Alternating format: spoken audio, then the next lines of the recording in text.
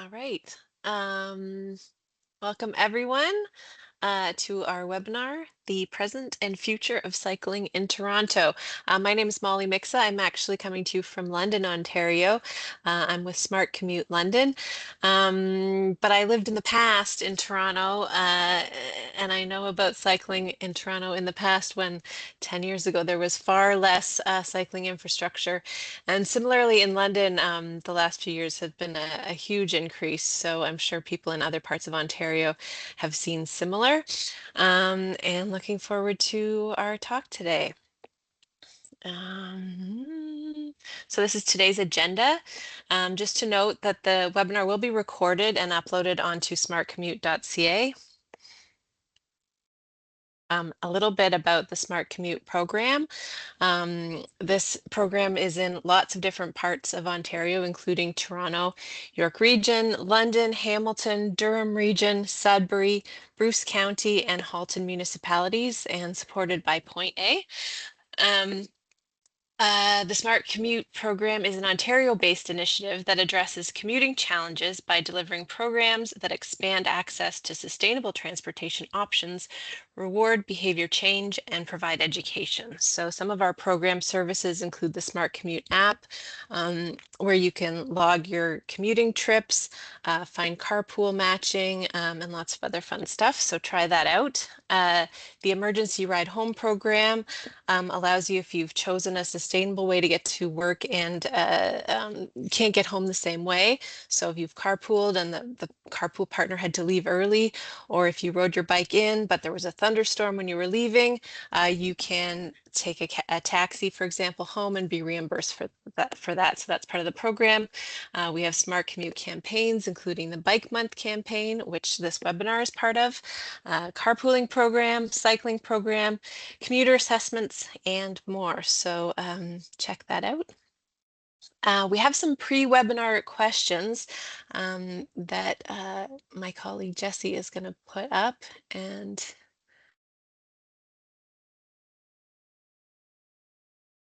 there we go.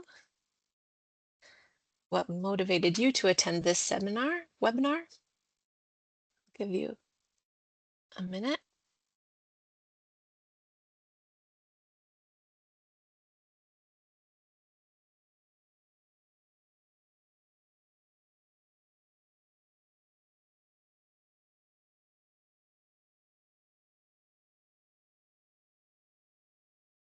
And while we're waiting, we can start to introduce our guest speakers. That's right. So I'm going to stop sharing my screen and let Sonia and Alyssa say a few words about yourselves. Sure, I can go first.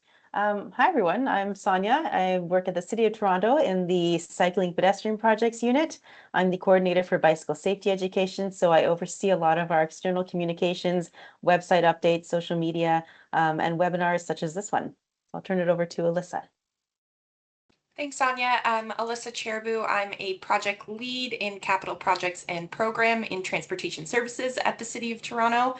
I mostly work on capital coordination and specifically in regards to cycling network planning. Amazing. Thank you. And I think we're good to go if you want to share screen, and I will disappear and see you at the end.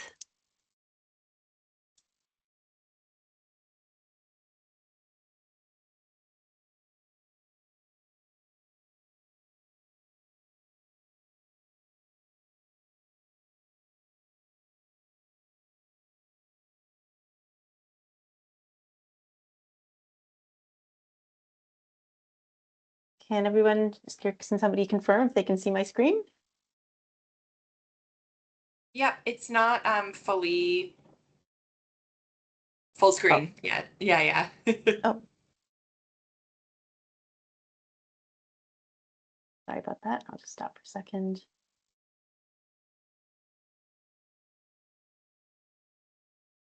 Okay, I'll try this now.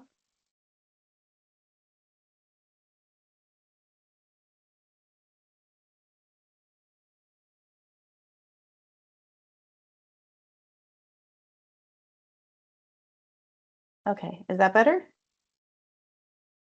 Yep, that's Yep. great. Okay, great. All right, I will start us off. Okay, happy Bike Month, everyone. Today was Bike to Work Day in Toronto. So I think it's very fitting that Alyssa and I are joining you today to talk about the future of, or sorry, the present of where we are currently in the cycling network and where we're going to be in the future. So just before we get into some of our recent achievements, we'll take a look back at the history of some cycling milestones in Toronto. In 1979, the first bike lane was installed on Poplar Plains Road. This was a really just a plain, simple painted bike lane on a suburban road in the west side of Toronto. It was installed at the request of the city's Cycling Advisory Committee, which was made up of volunteers, councillors, and advocates who wanted to see more safe infrastructure in Toronto. In 2001, the city launched their first bike plan ever, which outlined some goals and recommendations to increase cycling safety through promotions, education, and also cycling infrastructure. In 2012, the city launched the Bikeway Trails Implementation Plan, which set out a goal of installing 77 kilometers of trails over the next 10 years. In 2013, this is actually very timely because we're coming up on the 13th anniversary of the first cycle tracks that are installed on Sherbourne Street in Toronto. So this is a very popular north-south route that connects Bloor Street, a very busy corridor, to the lakeshore. In 2016, we launched the first 10-year cycling network plan, and Alyssa will get into a little bit more about how that plan works. And most recently, in 2020, during the pandemic, we had the largest single-year increase in new bikeways in the city's history. So we added 35.7 kilometers to the network, which is a huge achievement. And many of those bike lanes started out as temporary pilot projects, which have since been made permanent and also upgraded to add safety. So why exactly do we continue to build our network of bikeways and trails? First of all, most simply, they improve safety. When you have dedicated or protected infrastructure on the street, people of all ages and abilities feel safe and comfortable to start using it, and thus increasing cycling ridership throughout the city. We find that each year, as we conduct more surveys, people want more safe and connected cycling routes. We did a recent public opinion survey that showed that 42% of people prefer some type of separated barrier between bikeways to encourage them to cycle more. We're seeing that more people are cycling each year. In that same survey, nearly 1/4 of people indicate that they cycle for utilitarian purposes. So it's either going to school, appointments, to visit friends, or to run errands. And then we all know that cycling is a very sustainable and healthy mode of transportation. So it reduces pollution and CO2 emissions. And also you get a really good workout as you're going to work or school. A lot of people ask us, well, why do you continue to build the network if nobody cycles or if I don't cycle? So cycling actually does provide other benefits other than providing just infrastructure. We know that cycling increases over time as more kilometers are added to the network. For example, the Bloor Street Bike Lane project, which was started off as a pilot project in 2015, I believe, or 2016, saw installation of protected bike lanes along Bloor Street from Shaw Street to Avenue Road. And we saw 56% of cyclists cycling increase after the bike lanes were installed. So that really indicated that people will start to cycle more once there is protected infrastructure in place. Some projects, it takes a little bit longer for people to start cycling on, and we acknowledge that behavior change takes time.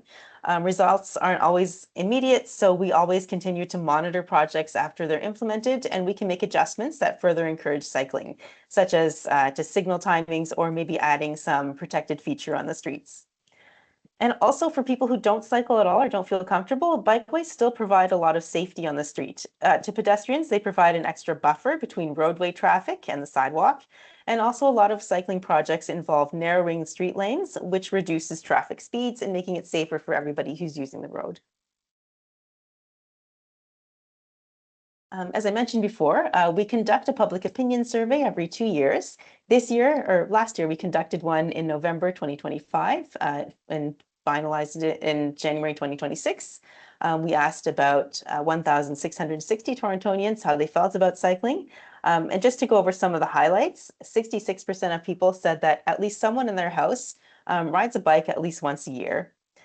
Nearly half of people report riding a bike at least once a week in good weather. 22% of households have someone who bikes to work.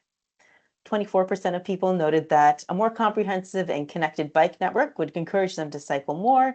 And as mentioned before, 42% of people said that poured-in-place concrete or concrete curbs, so some kind of physical separation, is their preferred way of separation between vehicles and bikes. A lot of people often ask us, why do you install bike lanes if nobody cycles in the winter? And our response is people actually do cycle. So winter cycling rates on average, they're about 30% of summer cycling rates. It varies along different corridors, but on our busiest corridors along Bloor Street, for example, we see more than 40% of cycling rates compared to winter cycling rates compared to summer cycling rates. The City of Toronto clears all snow and ice from on-street bikeways and major trails across the city each winter to ensure that cyclists can ride safely to work and school. And Bike Share Toronto also operates 365 days a year. So no matter what the weather is, you can be assured that you'll find a bike share bike. Just to give you a look at what our current network numbers look like, we have nearly 750 kilometers. So this includes major multi-use trails, cycle tracks, which are protected bike lanes, regular painted bike lanes. This includes buffered and contraflow lanes, and then shared lane markings. So these are shares that you'll see on quiet wayfinding routes sometimes. These are just installed to connect people from one major trail to another bikeway. These wouldn't be appropriate anymore on high-speed roads as they don't offer the same type of protection as protected cycle tracks. But you can see that we continue to build the network each year, and more protected cycle tracks and trails are added.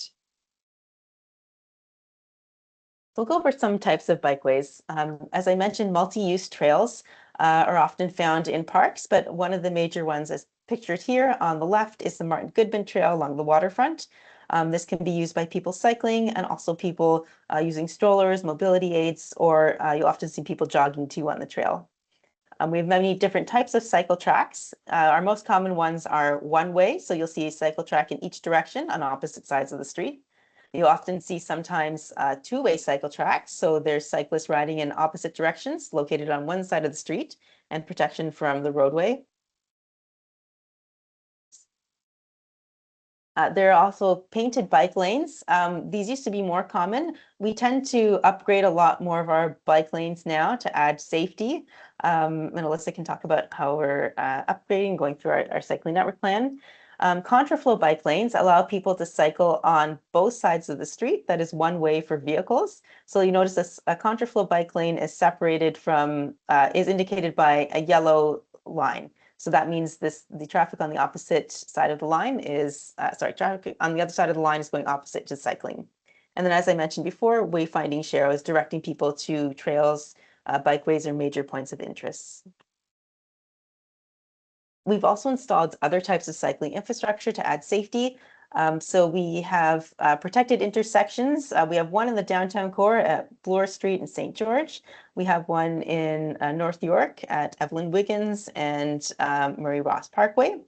So the idea is that protected intersections often feature waiting areas, reduced curbs so that drivers have to turn slowly and increases visibility. And they often have crosswalks that are set back from the intersection so that there's a shorter crossing distance for pedestrians. We also have bike signals. So these are dedicated signals to indicate to people cycling when they can proceed.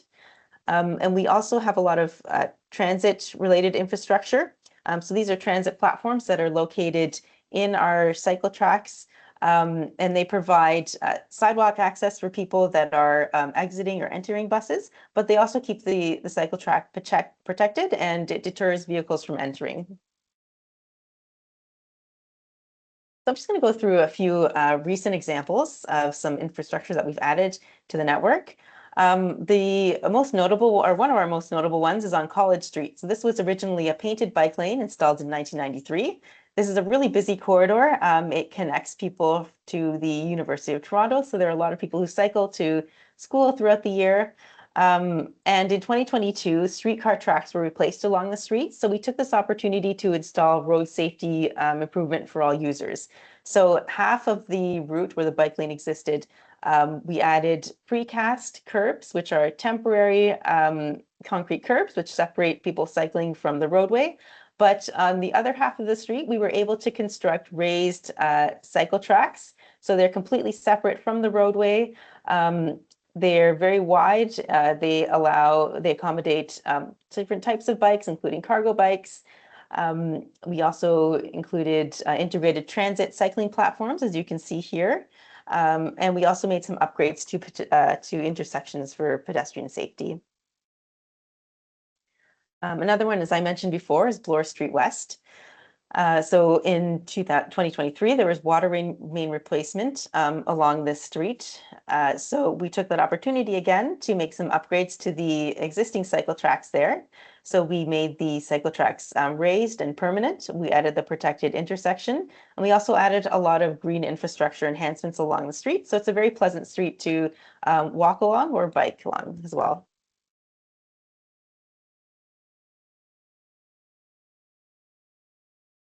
Another street, an east-west corridor, Doro Street, Wellington Street West. We did install bike lanes in 2020, but we again had the opportunity to upgrade them with water main replacement and road resurfacing. So the bike lane was mostly shifted to one side of the street. We created a two-way bikeway and added permanent concrete separation between people cycling and the roadway. So we normally don't install two-way bikeways. They tend to be less intuitive for people who are cycling because they have to look in both directions and there's just a higher chance of collision. But it worked in this instance. There's a large park that runs along the south side of Wellington Street West. So there aren't a lot of driveway entrances and exits. So there's less chance of turning vehicles that will interfere with people who are cycling. Another thing too, which is kind of an interesting feature, is that we added concrete planters and separations, and we planted native vegetation in them. So they're maintained by the local community. So it's an example of how our community comes out and contributes to infrastructure upgrades. Here's some other examples too. And this is an example of how we continue to upgrade and make changes to the cycling network based on our own observations and comments from the community. So the bike lanes are nice and wide and luxurious as they're two-way, which gives a lot of space to cyclists. But that also means that it can also accommodate a large vehicle. So we found that some people were actually parking inside the bike lanes. So what we did is upgrade the bike lanes to add bollards in the middle of them. So you can see on the right side of the photo in the distance, you can see yellow bollards in the center line. So that indicated to vehicles that this was not a parking space and it's meant for cyclists only. Moving away from the downtown core, one of our goals is to also expand the cycling network outside the city, so in the suburban areas. So up at Steeles Avenue East, this is a recent project. There was road reconstruction in 2024 due to the poor quality of the surface of the road. So again, we took that opportunity to install raised cycle tracks, wide sidewalks. We installed a couple different types of bus infrastructure. So this one you see on the picture is a floating bus platform. The cycle track runs between the sidewalk and the waiting area for people, for buses. And we also added a lot of green infrastructure and permeable surfaces for stormwater capture. Nearby on Sentinel Road, similar reconstruction occurred in 2025. So we added existing bike lanes were there, so we upgraded them to raised cycle tracks. And we also included integrated bus platforms. So this is different from the previous example where the cycle track interacts with the bus waiting area. So people will actually wait on the sidewalk and then cross the platform when the bus pulls up beside the cycle track. In both instances, cyclists are required to yield to people who are boarding buses. So I hope that this gave you some inspiration to start cycling during Bike Month. But if you're looking for some ways to get involved, I recommend checking out bikemonth.ca, where you can find Bike Month events, rides, or contests. You can plan your trip using city resources. If you go to toronto.ca, you'll find our PDF of our Toronto cycling map. They've also been recently printed and they're available at City Hall. They'll also be available at community centers and libraries over the next month.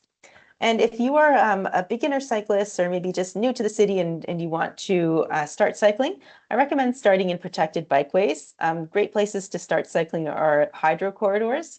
They are trails that are completely within green space areas. They tend to be flat. There's a lot of buffer space around there. So if you need to take a break and pull over, there's a lot of space to do so. And also protected bikeways give you the assurance that cars won't be able to enter the cycle track or bikeway. So if you look at our map, there's a lot of color-coded areas that are separated by categorized by cycle tracks and bikeways and trails. So it's easy to find something there that will suit your skill level. But you can also email us at cycling@toronto.ca if you'd like more information. So now I'm going to turn it over to Alyssa. Thanks so much, Sonia, and good afternoon, everyone.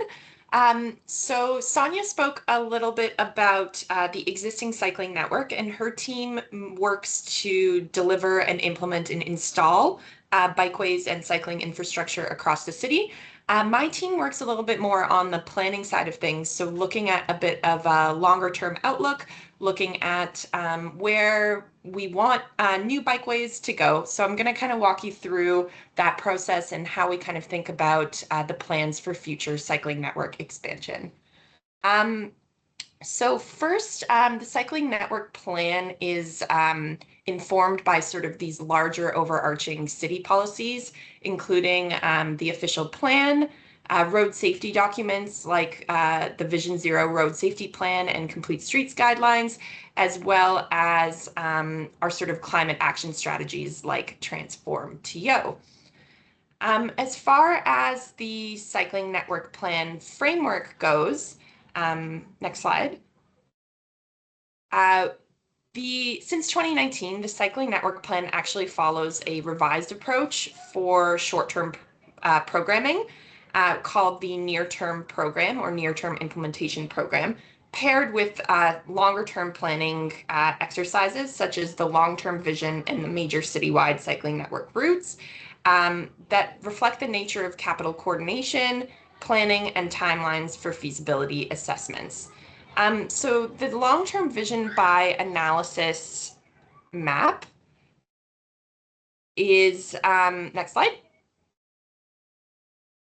does not limit bikeways to a specific set of streets, but states up front that all streets should be reviewed for future high quality and safe bikeways whenever there are opportunities, including new developments, area studies, and capital projects. These scored streets are based on analysis categories I'll get into in a little bit to help identify routes that bring the most value to the cycling network. On this particular map, you can see the suitability score of each of the streets for cycling infrastructure paired against the existing cycling network infrastructure. Next, we have our major citywide cycling routes. So City Council approved this strategy as part of the 2019 Cycling Network Plan update. And there's been status updates that have been provided in 2021 and 2024. The full network target is 500 kilometers of bikeways by 2041. And by the end of 2024, approximately 230 kilometers or 46% of this network has been complete. Full target, oh, I already said full completion target is 2041. So on the next slide, I wanted to sort of talk about the previous near-term cycling network programs. So the 2019 to 2021 program delivered about 65 kilometers of new bikeways, including 27 kilometers through the Active TO Cycling Network Expansion Program during the COVID-19 pandemic.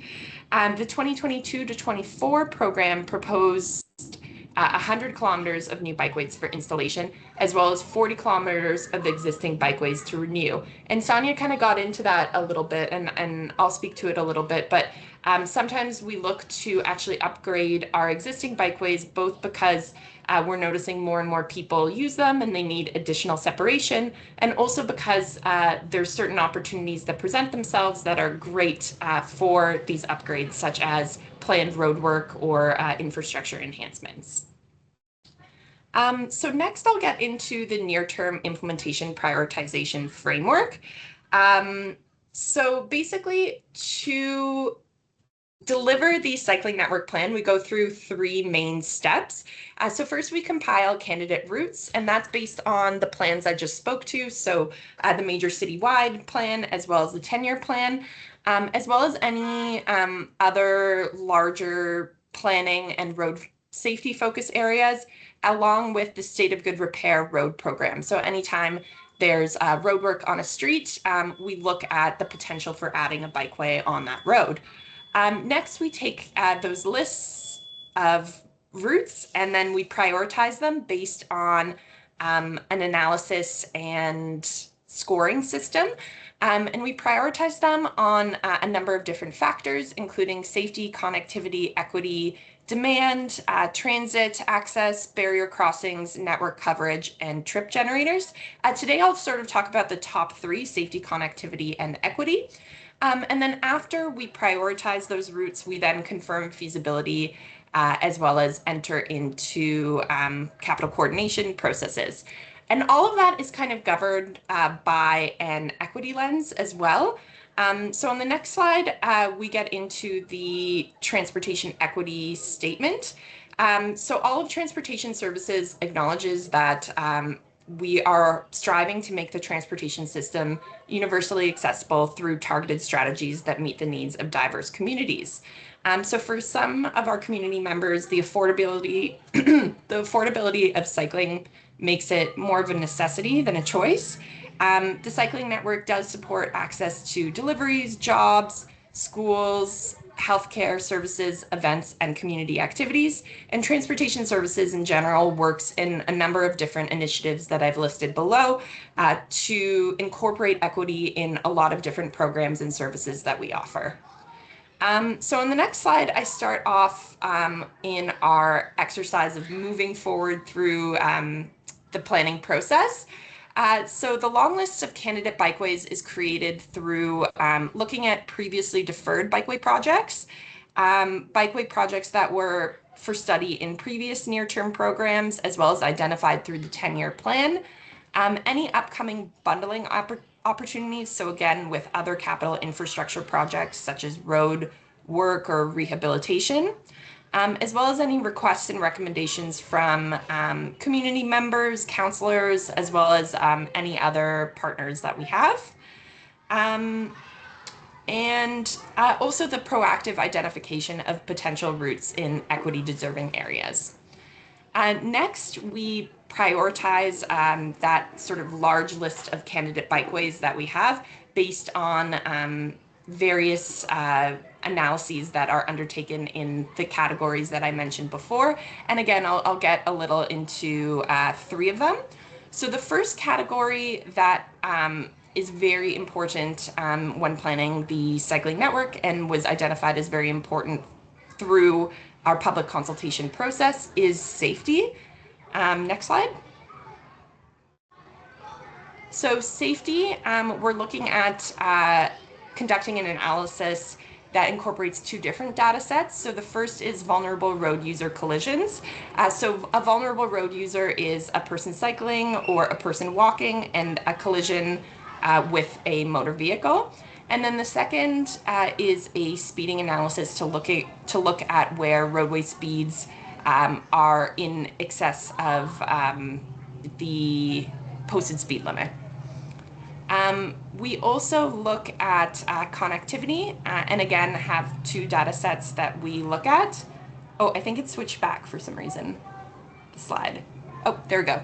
So 2 data sets that we look at. So first is the so this particular analysis is we're looking at closing the gap in the existing network, as we have a lot of just areas between 2 existing routes that don't have a safe connection for people cycling.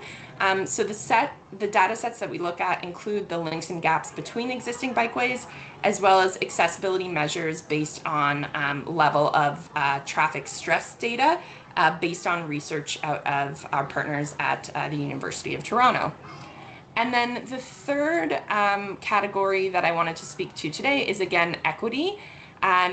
So when planning the bikeway, we really want to look at priority populations and equity deserving communities. So that's one of the data sets that kind of goes into this analysis and then fed into the larger network analysis, as well as cycling access to employment.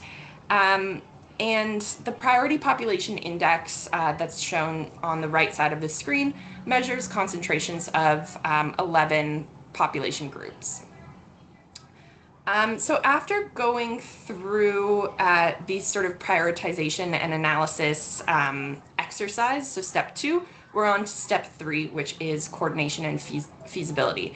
So beyond the prioritization analysis, we determine the appropriate timing for candidate projects. And specifically, we look at if there might be a capital works conflict. So if there's roadwork on an adjacent street or in the area and we can't move forward with that project because of that, or if the bikeway project is potentially proposed as part of major roadwork in a future year, again, allowing us to really upgrade a bikeway and incorporate a lot of civil construction that we otherwise would not be able to do. And then also we look at if there are significant design challenges from a technical feasibility perspective that will either be studied more extensively or reconsidered in the future as condition changes. So all of that sort of impact, all of those factors kind of impact our coordination discussions with various internal and external partners, as well as the feasibility of actually delivering the bikeway itself. So then next I wanted to get into what a feasibility review kind of looks like from a really high level. So again, this sort of impacts which bikeways actually make it into the cycling network plan. So key components of a feasibility review include vehicle volumes and speeds, as I mentioned, the existing curb-to-curb widths and what the right-of-way actually looks like, the presence of sidewalks and transit infrastructure, intersection design options, depending on what size of intersections we're looking at, potential cross sections based on our existing on-street bikeway design guidelines, as well as the documentation of potential impacts. So are we removing parking to build this bikeway? Is there a vehicle lane removal? And then are there tree and utility impacts as part of this bikeway projects? And then all of that also influences our cost estimates, which again, kind of is a determining factor as to whether or not a route makes it into a final plan. So with that, and that was sort of the 15-minute version of how we get to the plan, but we then have the 25 to 27 cycling network program, which is the current iteration of the near-term plan that we're basically midway through now, being in midway through 2026. So these are the routes that were chosen as part of, again, that 3-step process that I walked you through. So we have routes that are underway as of 2025, new and major upgrades. So that includes both net new projects as well as major upgrades to existing routes. Again, that would include adding physical separation or any protected intersection elements. Then we also have a renew category. So that's for any bikeway that we are only doing minor improvements for. And then we have a study or design category. So again, that's for bikeways where we need further study because there are feasibility complexities to delivering the project. And then we also have routes that are approved for future implementation. And then we also have what's called neighborhood streets plans as well. And so those are sort of really granular neighborhood level studies that are underway as well and being delivered by another unit within transportation services. So there's various links online to this map and program, so I encourage you to check it out if you're curious about what's being planned or what already exists as part of Toronto's cycling network. So with that, it's also just important to note that this particular plan, so the 25 to 27 cycling plan, was developed in 2024 before there were major changes to the Highway Traffic Act, which governs how my team and Sonia's team is able to implement and install bike lanes. So there were changes to the Highway Traffic Act that basically prohibit municipalities from reducing motor vehicle lanes when installing or marking new bike lanes. So that's really informed and changed a lot of our approach to both the near-term plan that we're currently in, so the 25 to 27, as well as future near-term plans moving forward. So with that, I think we're done the sort of formal presentation. If you have any questions for me and Sonia, feel free to reach out to us after this presentation. Yeah, thank you. Awesome. Thank you so much. That was terrific. We do have some questions in the chat already. Feel free to add to those. We're just going to take care of some other things first and then see how much time we have at the end for questions. So we have some post-webinar questions that should be popping up on your screen.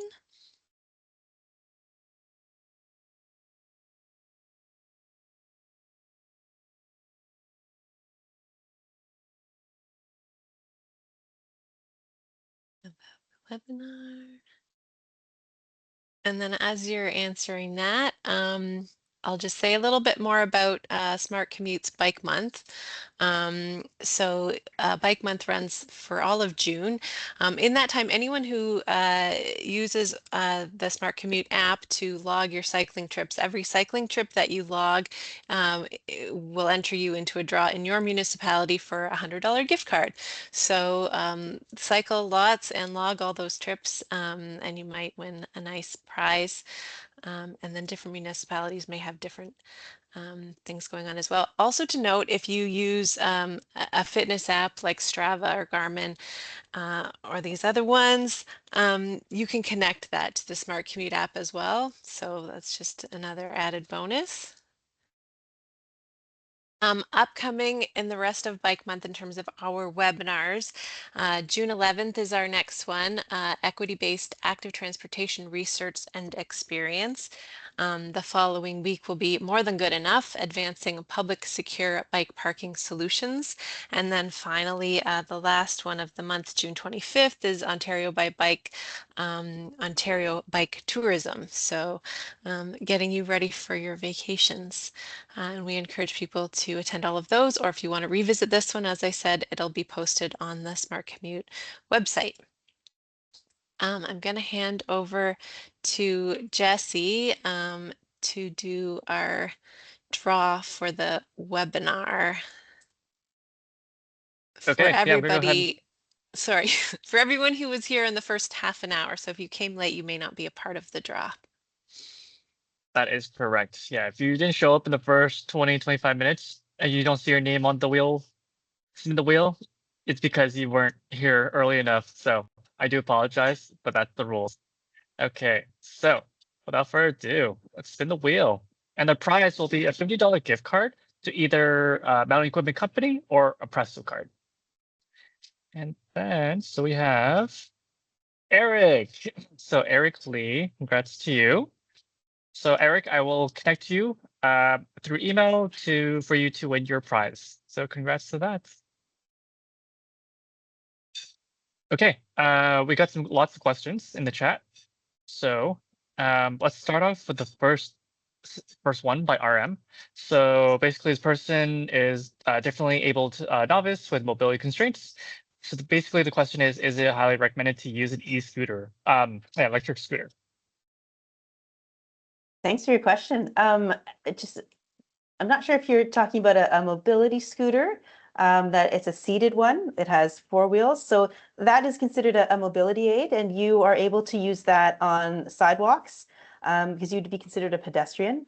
If you're referring to the stand-up e-kick scooter styles, those are actually not permitted anywhere in Toronto. So they're not allowed to be ridden on sidewalks, roads, trails, or bikeways. The reason why you see them so often is because it's not illegal to sell, buy, or rent them. So people can buy them, but then a lot of people don't realize that they're actually not permitted anywhere in the public right of way in Toronto, but they are permitted on public property.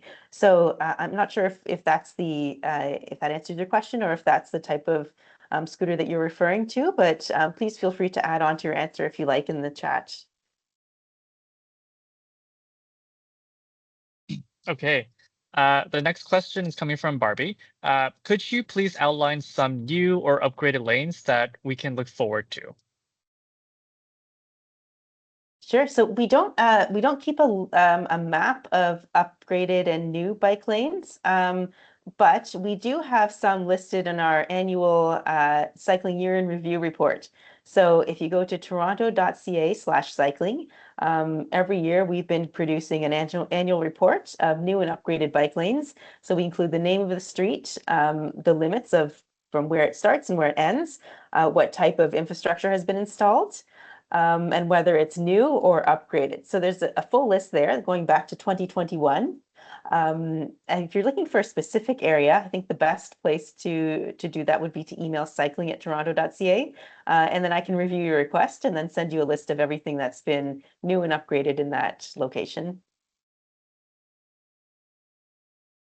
Okay, awesome. This question is coming from Brandon Kober. So how do you work with Bike Share Toronto around planning?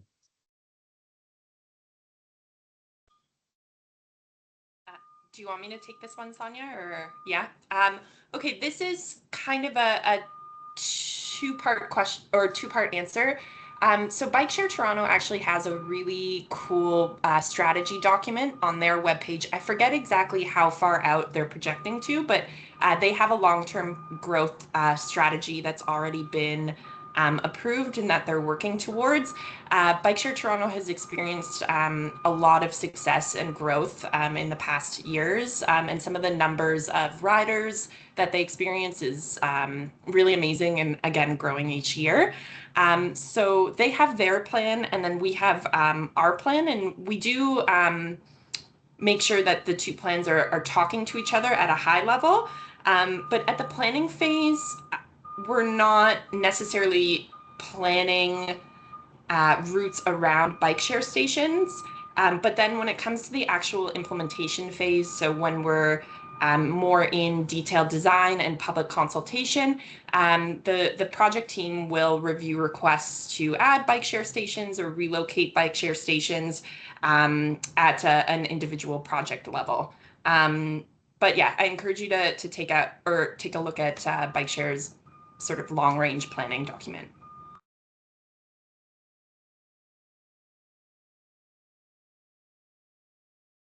So, sorry, Jesse, can I just add, it looks like Barbie has clarified. She's talking about things coming, not in the past. So if you're looking at things in our near-term cycling plan, that would be developed by Alyssa's team. So we have everything that is forecasted between 2025 and 2027. We don't get down to the granular exact date of when it will be installed because it depends on a lot of factors, sometimes contractors, other conflicting projects in the area. So it's a little bit difficult to determine exactly what's going to be installed like next month exactly. But if you look at the cycling near-term plan, you can see what's scheduled to be installed or upgraded within the next couple years.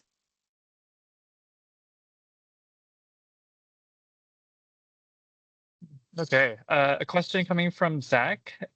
So how do you work with or around the amendments with the Highway Traffic Act or with Bill 212 or anything like that when you are installing new bike lanes in that regard? So for example, there was new bike lanes that were added in the Portlands. So how did those get built in light of what's been kind of developing? Yeah, I can take a shot at this one, and Sonia, feel free to add on. So I think new bike lanes on Portland, but also in the Portlands. So, but I think in both of those situations, they didn't take a lane of vehicle travel up. And that's our sort of main restriction right now in the city of Toronto. And again, a lot of other Ontario municipalities are facing the same restriction. So that's sort of limited again, the implementation of some of our planned routes, but then also uh, got us to think a little bit differently about future plans that we're going to bring forward to council in the future. So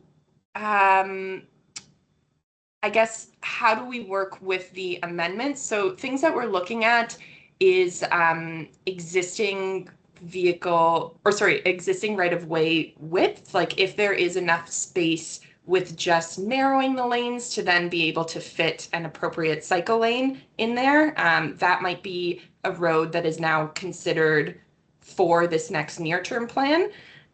Or another consideration is if there is major road work for that particular road to be able to widen it to meet our guidelines and minimum widths for bikeways. So those are some of the things that we're kind of thinking about for future plans. And I think I answered your question, but feel free to sort of respond back. But yeah, we are yeah, looking forward to coming up with a new plan despite these restrictions. Yeah, that's exactly what I was going to say. Alyssa covered it very well. We've been able to adapt and adjust just by narrowing lanes so we don't remove any lanes, but we do add room for bikeways. And road reconstruction does give us more opportunities because when we're reconstructing the street, we're able to put a bikeway maybe in the boulevard right beside the sidewalk without removing any of the lanes that are under construction.